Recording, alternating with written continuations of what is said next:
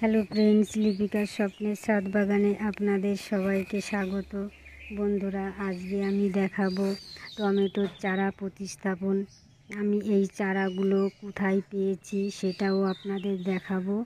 আর আমি এই চারা গাছগুলো কোন মাটিতে আমি বসাচ্ছি সেটা আপনাদের সামনে তুলে ধরছি। দেখুন বন্ধুরা, এই যে আমার যে টমেটোর এতগুলো চারা আমি কোথায় পেয়েছি জানেন বন্ধুরা? এই চারাগুলো আমি প্রত্যেকটা টবে পেয়েছি। আমি প্রত্যেকটা টবে সবজি ধোয়া জল দিই, ওইখানেই আবার চারাগুলো ওই বীজ থেকে বীজ পড়ে, ওই বীজের থেকেই আবার চারা হয়। ওই চারাগুলো আমি প্রত্যেকটা টব থেকে তুলে এনেছি। আর ওই হাঁড়ির মধ্যেও অনেকগুলো চারা হয়েছে, সেখানেও পরে আমি তুলে লাগিয়ে নেব। এইগুলো আগে আমি বসিয়ে নিচ্ছি। এই গ্লাসের মধ্যে আমি মাটি আর গোবর সার মিশিয়ে গ্লাসগুলো ভর্তি করে নিয়েছি। ওর মধ্যেই চারাগুলো আমি বসিয়ে দিচ্ছি।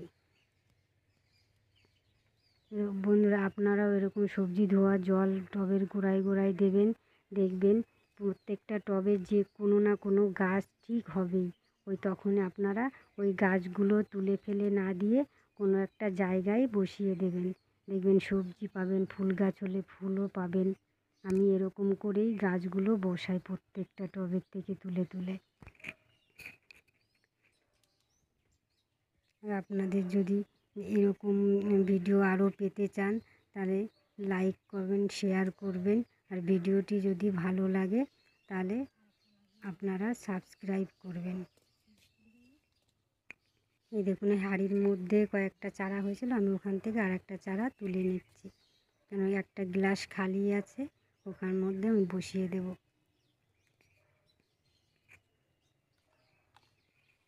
আর একটু মাটি দিয়ে দিচ্ছি, একটু মাটি কম হয়ে গেছে।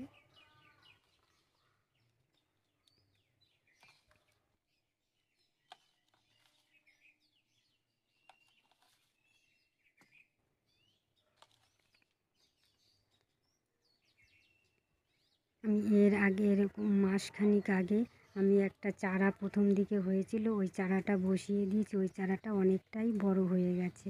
ওই চারাটা আপনাদের সামনে আমি দেখাবো। আসুন দেখুন।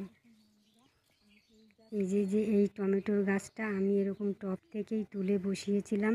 এই গাছটা দেখুন ফুলে পরিণত হয়ে গেছে। এই ফুল ফুটলেই আবার টমেটোতে পরিণত হবে। আমি প্রত্যেকবার এরকম করেই টমেটো গাছগুলো বসাই। দেখুন বন্ধুরা, জন্য আপনাদের ধন্যবাদ।